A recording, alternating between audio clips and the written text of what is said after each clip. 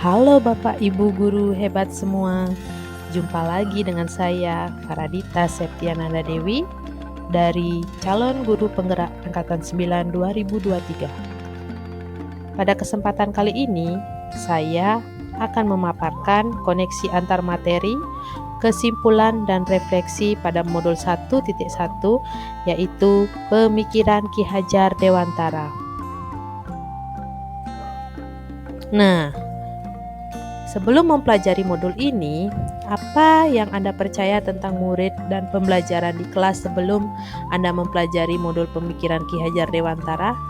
Jadi ini merupakan pertanyaan untuk saya ya, dalam membantu untuk menyimpulkan dari modul 1.1 ini.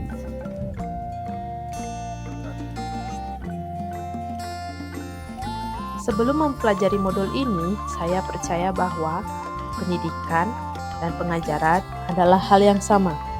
Sejatinya, pendidikan adalah tuntunan dalam hidup tumbuhnya anak-anak. Sedangkan pengajaran adalah proses memberikan ilmu yang berfaedah untuk hidup anak-anak. Sebelum mempelajari modul ini, saya juga percaya bahwa guru bertugas mengajari siswa terkait ilmu pengetahuan saja. Sebelum mempelajari modul ini, saya juga percaya bahwa mengejar nilai dan skor dan untuk kepentingan kognitif adalah hal yang paling utama yang harus saya lakukan dalam proses pembelajaran di kelas. Kemudian yang ketiga, sumber belajar yang baik yang saya percayai sebelum mempelajari modul ini adalah dari buku seperti itu. Setelah mempelajari modul 1.1 Pemikiran Ki Hajar Dewantara, saya menyadari bahwa anak sudah membawa kodratnya sejak lahir dan guru bertugas menuntun segala kodrat anak dan memberikan kemerdekaan belajar. Dalam konteks ini, guru diibaratkan sebagai seorang petani, anak-anak diibaratkan sebagai benih-benih jagung seperti itu. Jadi benih-benih jagung ketika ditanam ke dalam tanah, maka dia akan tumbuh menjadi jagung itu sendiri.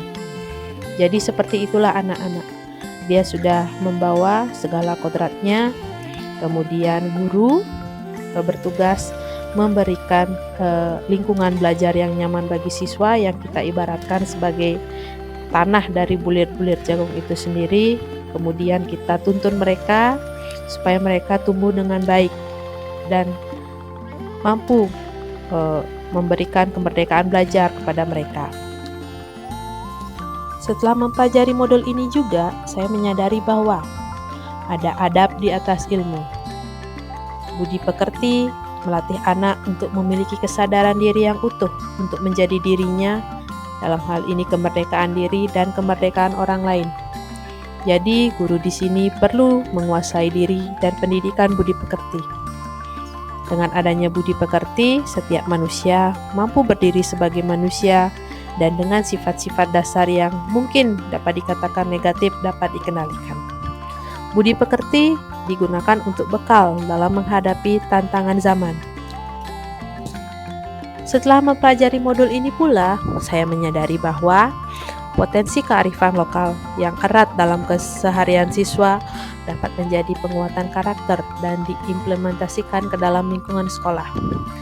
Di dalam lingkungan saya, khususnya daerah Bali, sangat mudah mencari potensi kearifan lokal yang bisa diimplementasikan ke dalam pembelajaran yang nilai-nilainya dapat kita ambil, seperti gotong royong, saling menghargai, saling menghormati, seperti itu.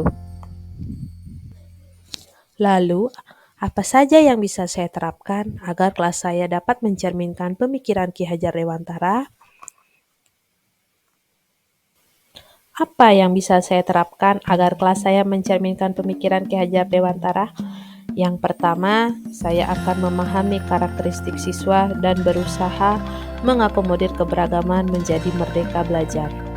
Yang kedua, menciptakan suasana kelas yang menyenangkan dengan games interaktif dan edukatif yang bisa kita aplikasikan dengan menggunakan teknologi yang saat ini pastinya sangat mudah menarik perhatian siswa, seperti games dari aplikasi Kahoot, Bambu, dan lain sebagainya.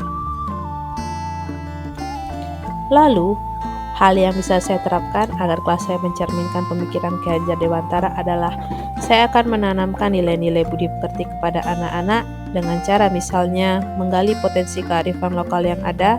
Kemudian saya akan berusaha menjadi guru yang mengayomi dan memberi contoh teladan baik dari segi pikiran, perbuatan, dan perilaku. Sehingga pada nantinya budi pekerti akan menjadi sebuah pembiasaan. Hal yang terakhir, saya percaya bahwa dengan mendidik anak dengan penuh cinta, niscaya kita akan bisa masuk ke dunia mereka sehingga kita bisa menjadi guru yang dirindukan oleh siswa.